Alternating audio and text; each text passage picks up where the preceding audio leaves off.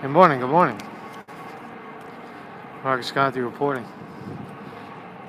Here's a part of Brooklyn you probably never saw before. Look at this. You never think of Brooklyn where there's actual flowing water, and almost like Venice. See this? Throughout Brooklyn, there's all these little, little waterways in this area. It's called Carroll Gardens. And it's kind of desolate over here. A lot of shady characters. I don't know what it is. I think there's there's some kind of... Good morning, everybody. What's up, Bartley McDowell? What's up, Vinny DiMartini? This is going to be a short one. I'm just going to... I'm doing a little walk and talk. I'm down here in the sticks of Brooklyn, actually trying to fix a computer problem. Because all the stores are closed, I need a computer part. So I'm down here shopping on Craigslist. I got some guy and I got to meet in a little bit. But it brings me to this interesting part of town. It's as desolate as the rest of Brooklyn right now, but I wanted to talk about the stimulus. And I hope I don't get mugged when I walk by these shady characters over here. I think there's as I said, some kind of methadone clinic, or there's a lot of coughing and sneezing going on too. I'm going to try to avoid them. But I'm under the L. I'm underneath the train station right here. Morning, Carol Hayes. Hey, good morning. It's Kathy Chang again. So here I am down in the Carroll Gardens area of Brooklyn. And I want to talk about the stimulus package. Let me find a good place to stimulate you. And talking about this crazy package, just get the numbers on the record. So it's pretty beautiful over here. You can see all the way in the background the Verrazano Bridge. It's beautiful in an industrial kind of shitty industrial way, you know what I mean? Where it could be nice, but you don't want to go in that water. You go in that water, man, you might not come out. You think fucking Venice is like garbage. There's kind of like scrappers, people that scrap metal guys over here or whatever. It's kind of weird. It's a weird area, so enjoy it. Enjoy it while I'm here. Good morning, Sterling Price in the house. Vinny DiMartini. Don't be a dick in the chat, and you won't get timed out. So $2 trillion. $2 trillion. The Democrats, Mnuchin, Schumer, and Mitch McConnell are working on your behalf. They're working to get you that $2 trillion. Right? It's going in your pocket. $2 trillion. Right? So it's the largest economic stimulus in modern American history. Killer flu. The killer flu gave us the largest stimulus in history. 2 short weeks. In 2 weeks, we got all that stimulus. So I'll just read the numbers. You're going to get, if you filed in 2008, you're going to get 18. Excuse me. If you filed in 2018, you're going to get a whopping $1,200, right? And if it's a month, right? It's a one-time payment, $1,200. $1,200. Wow! Don't spend it all in one place. It's about $300 a week if you can't go to your job and you can't work. That's what you're going to get, right? So everybody in America, every taxpayer from 2018 is going to get a check for $1,200. That adds up to about $300 billion. Between $250 and $300 billion. I'll check out the Methadonians while we walk by.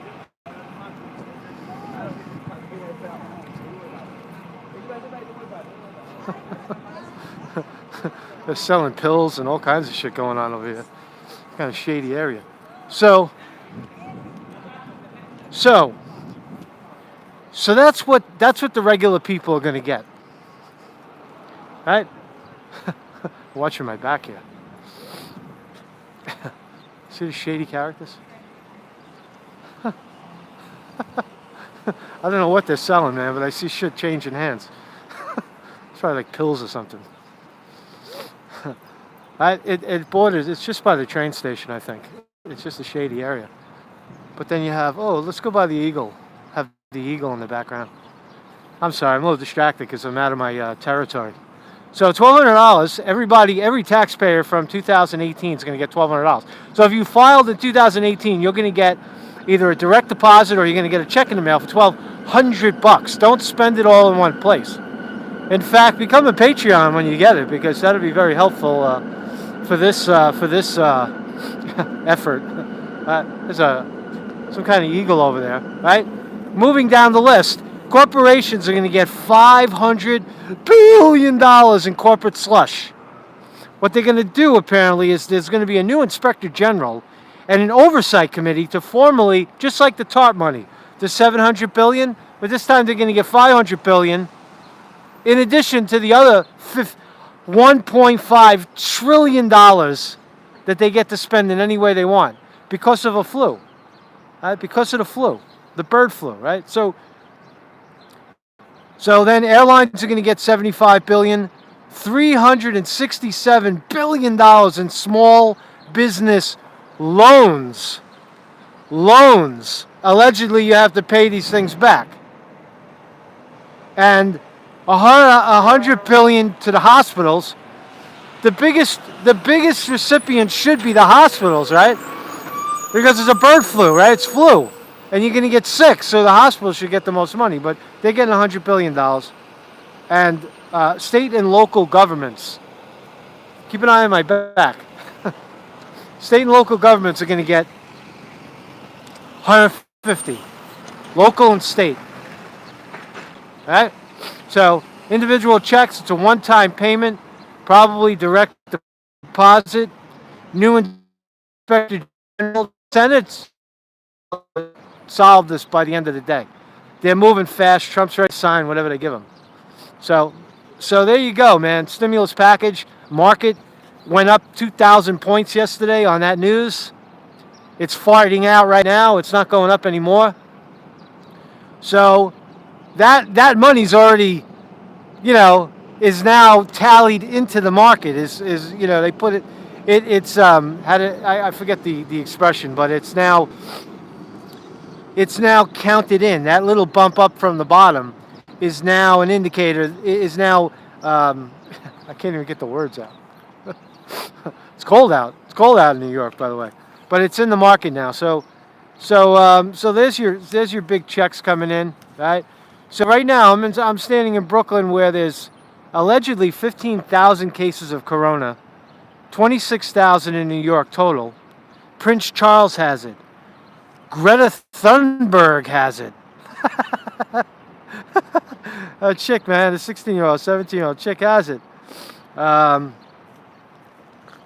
So that's all I wanted to say about that. So the big stimulus for the big transfer of wealth.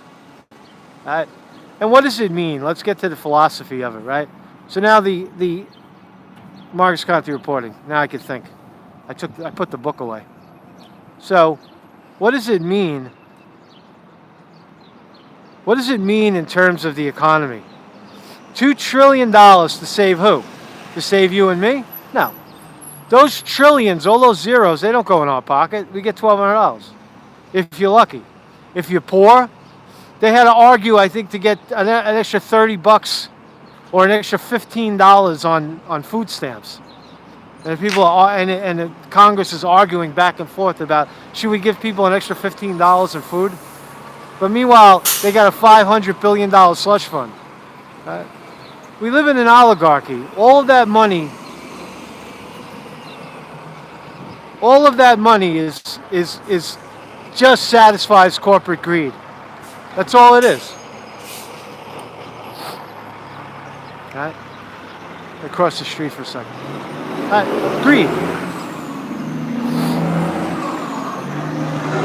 All right. Satisfy the wealthy. All right. Give them their bailouts. All right. On schedule. When was the last bailout? The last big bailout was 2008. They got their next one. They created a big smoke screen. Oh, the flu. Big flu. What happens the next time? Next time they're going to get another flu? Next bailout, next flu? Man, it's all bullshit, man. It's a bullshit cover, right? They got to reopen the economy. But Trump is saying reopen the economy by Easter. Okay. At least he's doing something. But Trump is now on the record. He's no better than Obama.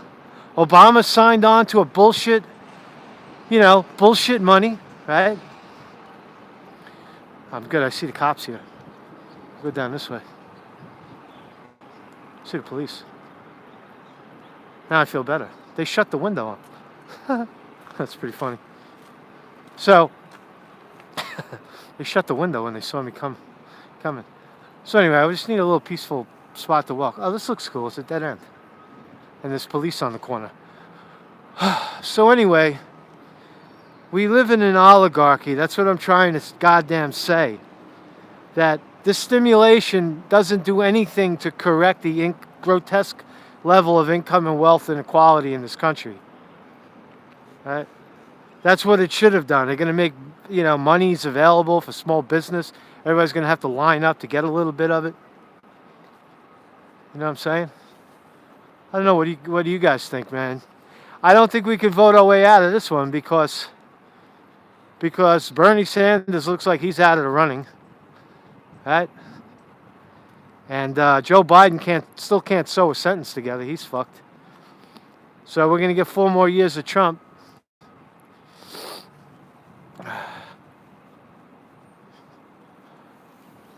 I don't know. No, the police are good in this area. They'll save you from these hoodlums that are walking around at the methadone clinic. So I don't really have much to say today. I just have to just killing a little time over here, checking out this new area. So I was over there before. Now I'm at the end of this.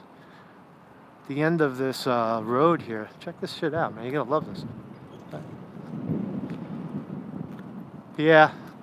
Well, opposition says the mainstream media is ignoring the Bernie Sanders victory in California. Yeah, because Bernie's speaking for the people. I've been telling you that all along. Bernie speaks for the people. Right? And the oligarchy doesn't have any interest in that shit. They don't have any interest in the living wage or Social Security or Medicare for all. It doesn't affect their lives. They don't give a shit. Why do they care? The bill. It's not even a discussion. It's like that's why they look to cut those programs, because that's for the regular people. And until the regular people stand up and fight back, we get more of the same. Right? Guaranteed. It's a dead end. That should be my thumbnail right there. Bernie has been on the right side since the 60s. He has, yeah. Unfortunately, he didn't have the testicles to stand on the stage and say, turn to his left and turn to his right and say, all of these people are money-grabbing scumbags. They're all corporate shills and tools. And they're all biting off of my policies. He didn't have the tenacity to tell the truth in that manner, because he might have offended someone, because they're all his friends. Remember when he said that? Joe Biden's my friend. Yeah, Joe Biden. Oh yeah, he's my friend. The guy is a tool. You're supposed to be lobbying for the people and shit, right? And Joe Biden's my friend, and Elizabeth Warren. Oh, she's my friend. The second she got a chance, she stuck a knife in his back. These are not your friends. Bernie Sanders goes down in history as a messenger, but nothing more. He's not going to be the president. He's not going to be able to push the wealthy and the ruling class and the power elite out of the way. Being a nice guy, he's got to shake the house. There's got to be millions of people in the street, and they got to say to themselves, like, I forget which president it was, but in the 60s, people surrounded the White House. There was millions of people in the street, and the president and his advisors looked out the window of the White House, out the back window, and they said they were nervous that the people were actually going to get in. They were actually going to get into the White House and kill them. And then they changed something. Then they made a policy for the people. Right? Fear. That was the Vietnam War shit, right? It was the Vietnam War. So anyway, man. So I'm just rambling right now. So have a good day, man. Have a good day, everybody. I'll be back on with the computer stuff. But right now, I'm just going to take a little tour of Brooklyn. Yeah, I mean, there are people, Sterling Price says prayers to the people who are sick. I would have to agree with that, yeah, but I just think it's way overblown. I think they got to come out already, all right? The show's over. They got the money. Now expect the victory lap. They'll come out and see, we contained the virus. It's over. It's over. All right, do the victory lap already. This is Department of Sanitation guy. I used to drive around on one of these trucks, in one of those. When I was a ticket cop, I had one of those. I used to drive around that shit. So enjoy your oligarchy. Enjoy your stimulation package. Don't spend it all in one place. And when it's gone, hey, listen, man, don't worry about it. Don't worry about it, man. The corporation's got they made $1.5 trillion. It almost makes you wonder. It almost makes you wonder why they really don't care anymore. It's not about profiteering anymore. It's not about corporations. Most of them are on life support. It's not about profit for them. Why do they need to make money when all they got to do is create a big problem, create a flu? A flu. Yeah, the flu. That'll work. And then we could rape the treasury for $1.5 trillion. I mean, is that hard to say? Everybody gets a vacation. They get a $1,200 check, and the oligarchs do it again, man. They ripped off another $1.5 trillion. You could have eliminated student debt. You could have gave health care for all. You could have increased food stamps so people could eat. There's so many things that could have been done with that money, but what's going to be done with the money? You're going to line the pockets of the banks and the airlines that are failing. Right?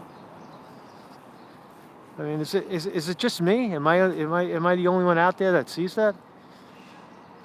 You know what I mean? I don't know, man.